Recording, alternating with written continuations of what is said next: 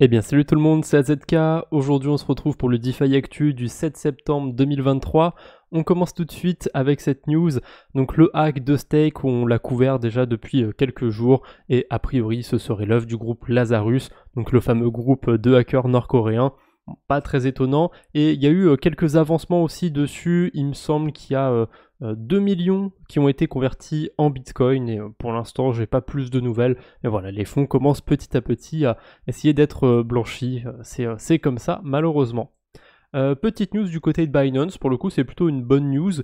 Il y a des gens qui avaient fait une fausse levée de fonds, on va dire, sur la blockchain, et comme ils sont pas très très intelligents, les fonds, les Ethers qu'ils avaient levés, qu'ils avaient subtilisés aux utilisateurs, ils les ont déposés sur Binance, et du coup Binance, je sais pas trop si c'est des gens qui ont relevé cette information à Binance ou quoi que ce soit, mais ils ont vu que ces Ethers étaient volés entre guillemets, et du coup ils les ont suspendus, et là ils vont les rendre aux victimes. Si jamais vous avez participé à cette levée de fonds, donc c'est le projet s'appelle Xirtam, je suis pas sûr que ça se prononce comme ça, il me semble que c'est un projet chinois. Bref, vous avez un formulaire à remplir et vous pouvez récupérer a priori les Ethers que vous avez investis. Plutôt bonne nouvelle, c'est une good news du côté de Binance. Après je suis pas sûr que ça va forcément toucher mon audience. Connext, alors a priori pour l'instant il n'y a que 41% des wallets éligibles qui ont réclamé l'airdrop. N'hésitez pas à aller voir directement sur votre profil d'eBank. Normalement sur la blockchain Arbitrum vous voyez si vous êtes éligible ou pas à l'airdrop de Connext, même pas besoin d'aller sur le site. Je dis ça parce qu'il y a quelqu'un sur le groupe Discord qui s'était rendu compte qu'il était éligible, et écoutez, ça me fait plaisir que ce soit grâce à la chaîne YouTube. En tout cas voilà, si jamais vous l'avez pas claim, pensez-y, et il y a aussi un badge à récupérer du côté de Rabi. Pas du côté de Rabi, du côté de D-Bank. Jumper Exchange, donc c'est un agrégateur de bridge qui se déploie sur ZK Sync. Ils sont déployés aussi il n'y a pas si longtemps sur d'autres layer 2, Base, Linea peut-être je crois. Donc c'est cool, c'est toujours cool de voir plus de protocoles aller vers ZK Sync. Et une autre news aussi par rapport à ZK Sync, c'est Binance qui prend en compte le dépôt et le retrait d'Ethereum sur cet écosystème. Très bonne nouvelle aussi je pense, surtout pour ceux qui farment l'airdrop de ZK Sync bien évidemment. Vous serez un peu plus flexible, ou alors si vous aviez des Ethers sur Binance et vous avez envie de passer par là pour retirer des Ethers, ou d'en déposer depuis ZK Sync, peu importe, là vous avez la possibilité. On a Olympio Crypto, donc c'est un gros compte crypto américain qui est sympathique, qui partage pas mal de choses intéressantes. Et là, il nous montre en fait combien il y a eu de hacks à cause des SIM-swap attaques. Donc ça, c'est pas un truc qui est très fréquent en France parce que les opérateurs font assez attention. Mais les SIM-swap attaques, en gros, c'est quelqu'un qui se fait passer pour vous et qui va demander à SFR, à Free, une copie de votre carte SIM. Et cette copie va lui permettre de valider en fait les vérifications, vous savez, qu'on peut recevoir par SMS avec un code. Donc c'est aussi un rappel comme quoi la double authentification c'est important, surtout sur les plateformes où vous avez de l'argent ou des données sensibles. Voilà, pensez-y, si jamais vous n'avez pas fait la double authentification sur Binance par exemple ou sur un autre exchange, faites-le, ça vous coûte pas grand chose honnêtement, et ça va augmenter votre sécurité. En parlant de Binance encore, c'était pas prévu forcément que j'en parle beaucoup aujourd'hui, mais j'ai vu ça passer sur Twitter. Tous les mois, il y a un audit, alors, avec des guillemets à audit, en fait, c'est une proof de réserve de Binance qui sort. Donc c'est intéressant à regarder. J'ai été télécharger les adresses pour jeter un petit peu, et oui, a priori, ils ont les fonds qu'ils annoncent. En tout cas, toutes ces adresses ont bien les cryptos qu'ils annoncent. Est-ce que les adresses leur appartiennent vraiment? Est-ce qu'à côté de ça, ils n'ont pas des dettes envers d'autres entités? C'est possible, mais en tout cas, voilà, c'est quand même une preuve de transparence de la part de Binance, c'est plutôt cool, et on peut voir que sur l'USDT, ils sont quand même larges.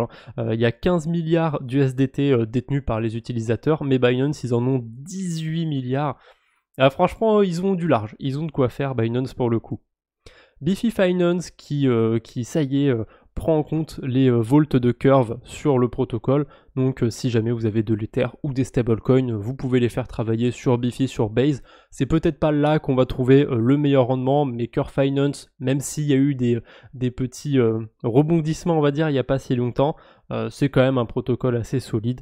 Donc pourquoi pas, j'ai envie de vous dire. Et bien évidemment, je ne fais pas de conseils en investissement ou quoi que ce soit. Là, on va passer quelques petites levées de fonds, donc il y en a 2 si je dis pas de bêtises. Dropstab, c'est un outil que je connaissais déjà, et je savais pas qu'ils avaient un compte Twitter et tout, et c'est super intéressant. Dès qu'il y a une nouvelle levée de fonds, bah, vous allez être notifié en fait sur Twitter, donc si vous êtes intéressé par ça, bah, n'hésitez pas à suivre le compte de Dropstab. Et du coup, c'était aujourd'hui ça, Socket qui ont levé 5 millions de dollars. Donc Socket, c'est une technologie de bridge, c'est utilisé notamment par l'agrégateur Bungie, c'est aussi ce qu'on va retrouver sur Layer 3. Donc c'est assez intéressant. Il y a eu entre autres Coinbase et Framework sur la levée de fonds. Donc bonne nouvelle. Est-ce qu'on peut spéculer sur un airdrop du côté de Socket? Pourquoi pas?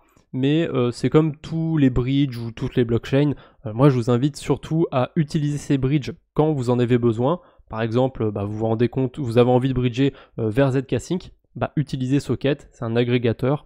Alors ce sera peut-être pas aussi bien que sur Jumper, peut-être que Jumper va connaître un autre bridge qui sera un peu mieux, ou peut-être que si vous passez sur un autre bridge plus obscur, ce sera un peu mieux, mais je pense que c'est pas mal de passer par Bungie, mine de rien. On continue avec Story Protocol, là on part sur 25 millions de dollars. En vrai ça peut paraître élevé, mais quand on regarde quand même l'année 2021, l'année 2022, il y a beaucoup moins de fonds quand même qui sont levés ces temps-ci sur la crypto en général, mais les investisseurs restent quand même là, il y a quand même des choses qui se passent, c'est intéressant de voir tout ça. Et là, il y a Story Protocol qui lève 25 millions avec A16Z et notamment Samsung. C'est ça que j'avais trouvé étonnant, Samsung qui lève des fonds pour un projet crypto. Donc voilà, j'ai voulu le passer dans la vidéo. Je connais pas personnellement, mais a priori, c'est lié à la DeFi ou quoi. Il y aura peut-être moyen de farmer quelque chose du côté de Story Protocol, mais bon, ça je creuserai un petit peu de mon côté, je vous en reparlerai probablement si je trouve quelque chose d'intéressant. On va parler un petit peu de la blockchain Sui parce que en ce moment il y a une remontée au niveau des stats de la blockchain Sui.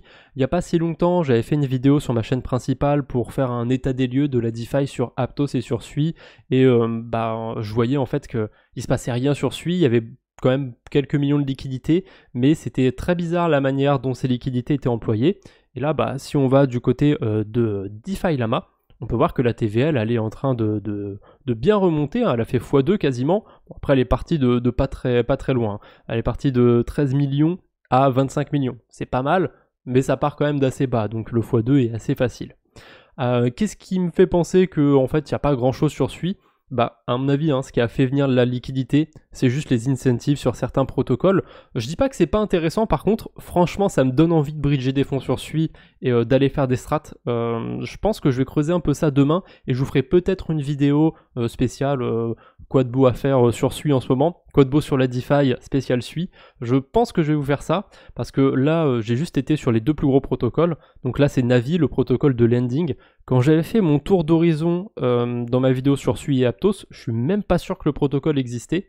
Et là, on peut le voir, hein. Si on dépose du Sui, on a 29% APY et on est payé que en Sui. Alors, on a 1% dans le token Sui parce que c'est le principe du protocole de prêt et d'emprunt, et on a 28% de boost, donc vous voyez que c'est pas du petit boost quand même, on est sur du gros boost, hein. Il y a 2 millions de déposés, et sur l'USDC pareil, on est boosté avec 12% APR, donc là je vois direct ce qu'on peut faire. On peut, déposer de l'USDC, aller emprunter du Sui ou d'autres stablecoins, faire des bêtises. Si vous avez du Sui, je pense autant le déposer sur le protocole de lending, même si là on va prendre les risques de la DeFi.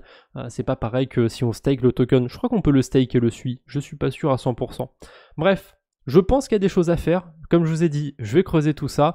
Et il y a aussi le plus gros protocole de pool de liquidité, hein, le plus gros DEX, Cetus, où on a aussi des incentives en Sui. Là par contre c'est pas en pourcentage, on peut juste voir le nombre de Sui qui sont distribués par jour sur la pool. Je sais pas si c'est beaucoup. Là il y a 967 Sui, à mon avis c'est pas beaucoup. Là il y en a 1451, je suis pas sûr que ce soit énorme. Je pense que le gros des incentives ici c'est dans le token de Cetus. Après à vérifier, mais ouais. Ah non mais non, je suis bête, on peut voir les APR en survolant l'APR justement. Donc il y a 16% ici en Sui, 31% en Cetus et 62% de frais, donc il y a beaucoup de volume a priori sur le protocole.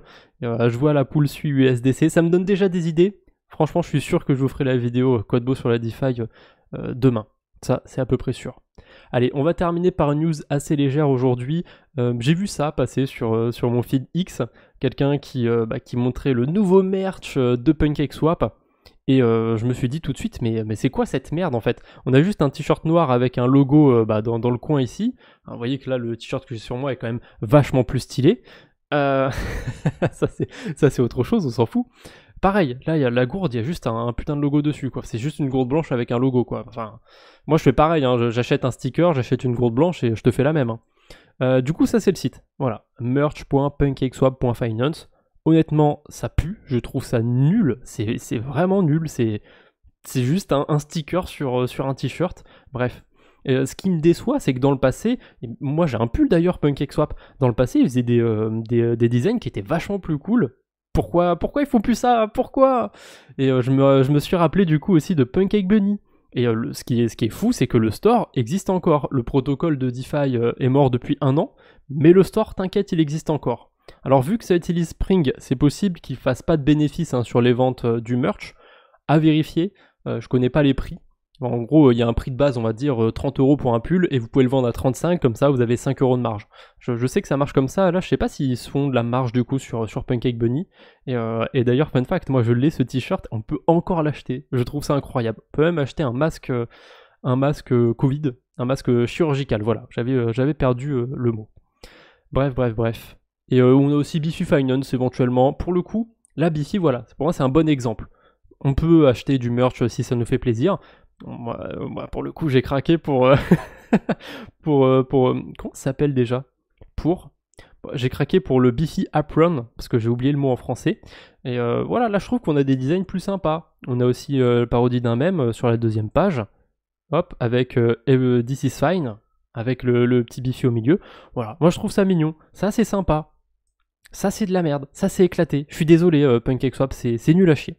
Voilà, en ce moment, je trouve qu'ils sont vraiment en train de faire n'importe quoi PancakeSwap, donc voilà, même sur le merch, c'est pas terrible.